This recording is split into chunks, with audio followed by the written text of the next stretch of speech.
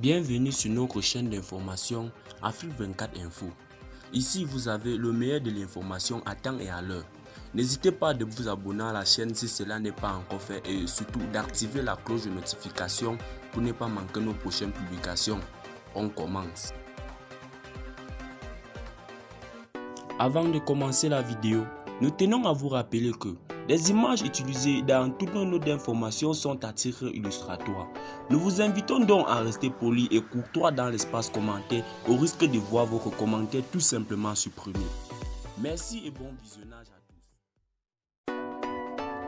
Accompagné d'une délégation de chefs militaires, le chef de l'État hier allait encourager et féliciter les éléments du détachement des Gassi qui ont veillemment riposté à une attaque terroriste contre leur base.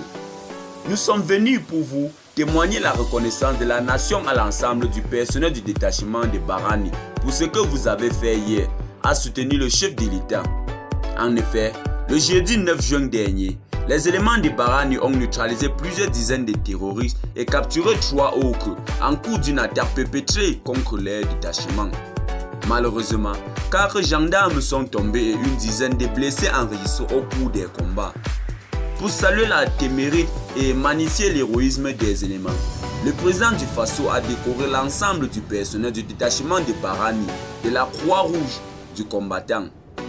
À cet effet, 5 gendarmes ont reçu symboliquement et séance tenante leur décoration.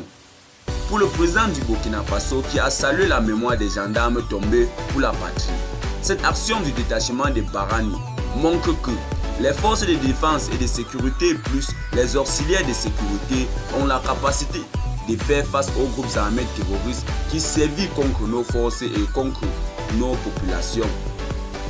Pour ce faire, le président du Burkina Faso a souhaité que l'engagement des éléments de Gassi de Barani puisse contaminer l'ensemble des forces de défense et de sécurité dans la lutte contre le terrorisme. Car après le cap de la défense des positions, il faudra qu'on aille les chercher pour montrer à quel point de vue nous sommes supérieurs à eux, a instruit le chef suprême des forces armées nationales. À cet effet, le président Damiba a invité les éléments à maintenir leurs engagements pour nous permettre de stabiliser l'ensemble de la région et l'ensemble des territoires actuellement où l'insécurité a atteint des niveaux élevés. À Barani, le président du Burkina Faso a réaffirmé la disposition de l'État à dialoguer avec les terroristes, armés terroristes, désireux de saisir les mains tendues pour revenir à la raison. Cependant, a-t-il indiqué, nous continuons 24 sur 24 les opérations militaires sur l'ensemble du territoire, en même temps se poursuivre et mettre en place les mécanismes de dialogue.